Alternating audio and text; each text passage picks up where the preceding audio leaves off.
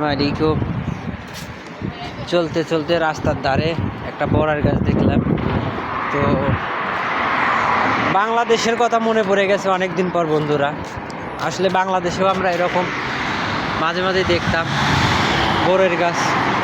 তো এই গাছটাতে অনেক বড়ই ধরেছে। তো বড়ই দেখেন, আমার হাতে কিছু বড়ই রাখছি। তো রমজান, যার কারণে টেস্ট করা হয় নাই। তো আশা করছি আমরা 3 জন ইফতারের পর আসলে টেস্ট করব। তো আমি আসলে খোবারের উদ্দেশ্যে যাচ্ছি, এখান থেকে বাসে রওনা দেব।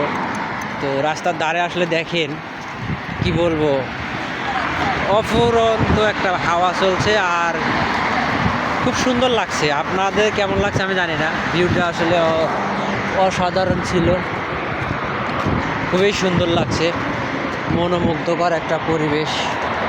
আর রাস্তার সাইডের দৃশ্যটা তো আপনারা দেখতেই পাচ্ছেন।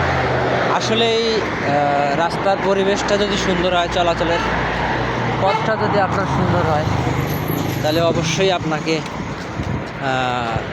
যে স্থানে আপনি ট্রাভেল করেন না কেন, আপনার গন্তব্যটা যেখানেই হোক, আপনাকে একটু হলেও ভালো লাগবে। তো রাস্তার ধারে দেখেন, এগুলো আসলে তালের গাছের মতো দেখতে, জানি না এগুলো কি গাছ। তো সম্ভবত তালের গাছ হবে না, তালের গাছ হলে হয়তো বা দেখা যায়। তো এগুলা তালের গাছের মতোই।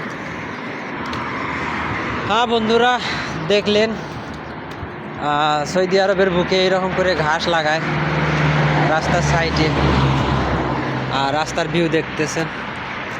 আমরা অনেকটা পথ হেঁটে চলে এসেছি অবশ্য। আর